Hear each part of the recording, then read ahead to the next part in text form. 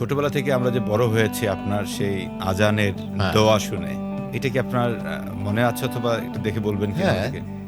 হে আল্লাহ, এই পরিপূর্ণ আহ্বান এবং এই শাশ্বত নামাজের তুমি প্রভু হযরত মুহাম্মদ সাল্লাল্লাহু আলাইহি সাল্লামকে দান করো বেহেশতের সর্বোচ্চ সম্মানিত স্থান এবং সুমহান মর্যাদা, আর তাকে অধিষ্ঠিত করো শ্রেষ্ঠতম প্রশংসিত স্থানে, যার প্রতিস্তুতি তুমি তাকে দিয়েছ। নিশ্চয়ই তুমি প্রতিশ্রুতির ব্যতিক্রম করো না। বাংলা, ইংরেজি, উর্দু, হিন্দি 4টা ভাষা আমি বিজ্ঞাপন করি। হিন্দিও? হ্যাঁ। এমন কোনো অ্যাড কি আপনার এই মুহূর্তে মনে আছে যেগুলো আপনি করেছেন? माँ के हाथ के बनाया हुआ खाना सबको अच्छा लगता है, लेकिन इसमें ममता और प्यार है। এখন পর্যন্ত আপনি টোটালি কত হাজার? 1.5 লাখ ছাড়িয়ে গেছি। 1.5 লাখ বিজ্ঞাপন ডকুমেন্টারি মিলে 1.5 লাখের উপরে, তার উপরে চলে গেছে। আমি আবার একটা কাজ পাগল মানুষ, তো কাজ যেদিন থাকে না সেদিন আমার খুব কষ্ট লাগে। আজকে বেকার থাকলাম, কোনো কাজ করতে পারলাম না। ইভেন আমি যখন দেশের বাইরে থাকি, কোনো সময় যাই, আমার প্যানেল শুধু নিয়ে যাবে, ওখানে বসে কাজ করে পাঠিয়ে দিই। আমি যতটুকু জেনেছি যে আপনার ক্যারিয়ার শুরুটা হয়েছে 1971 এর পরপরই। খুলনা বেতার কেন্দ্রের প্রথম উপস্থাপক আপনি।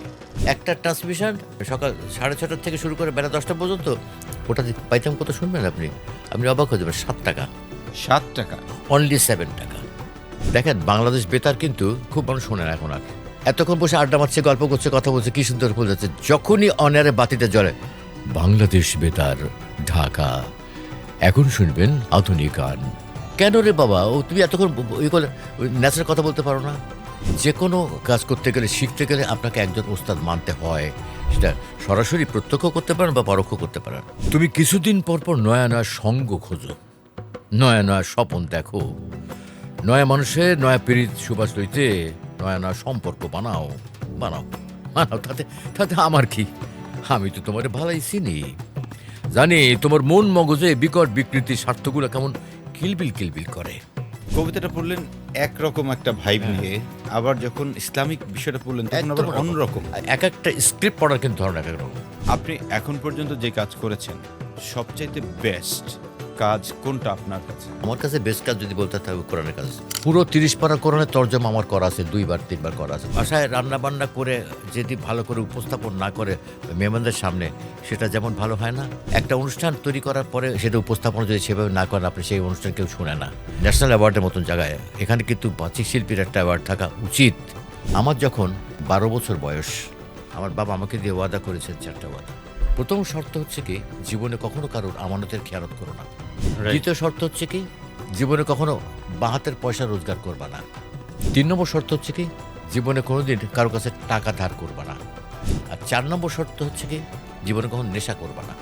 বেতারে চাকরি করার পাশাপাশি সরকারি চাকরিতে ঢুকেছিলাম। আমি যে ডিপার্টমেন্টে চাকরি পেয়েছিলাম, কয়েকশো কোটি টাকার মালিক হতে পারতাম। লাভ কি? আমি করি 9 মাস চাকরি করে সে চাকরি ছেড়ে দিয়ে চলে এসেছি। আমি 76 বছর চলছে আমার এখন বয়স। আমার কাছে 76টা পয়সা কেউ পায় না। আমি কোনোদিন 1টি টাকা কারোর কাছে ধার করি নাই। আসসালামু আলাইকুম ওয়া রাহমাতুল্লাহি ওয়া বারাকাতুহু। সুপ্রিয় দর্শক শ্রোতা, আমি সৈয়দ ইসমাত তোয়া। বাচিক শিল্পী হিসেবে আমার পদচারণা 56 বছর। এই 56 বছরের অভিজ্ঞতায় আমি কি করেছি না করেছি সব আমি আজকে আপনাদের সামনে উপস্থাপন করেছি।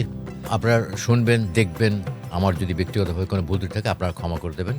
আর তোহা ভাইয়ের সাথে ছিলাম আমি ইউসুফ ইফতি, একজন সেলস লিডারশিপ ট্রেনার। বেসিক্যালি আমরা এখানে কভার করেছি যারা ভয়েস আর্টিস্ট বা বাচিক শিল্পী, এই ক্যারিয়ারটার বা এই সেগমেন্টের মানুষরা নিজেকে কিভাবে সমৃদ্ধ করবে, নিজেকে কিভাবে বিক্রি করার জন্য তৈরি করবে, সেই বিষয়গুলো নিয়ে আমরা আসলে কথা বলেছি। এবং সেখানে তোহা ভাইয়ের পুরো লাইফ 56 বছরে কীভাবে ক্যারিয়ারটা শুরু হয়েছে, কীভাবে উনি বড় হয়েছেন, কিভাবে উনি নিজেকে সমৃদ্ধ করেছেন প্রতিনিয়ত, সেই বিষয়গুলো চলে এসেছে। সো আমরা যারা বাচিক শিল্পী আছি তাদের জন্য এটা খুবই কাজে দিবে, আপনি দেখতে পারেন। থ্যাংক ইউ সবাইকে।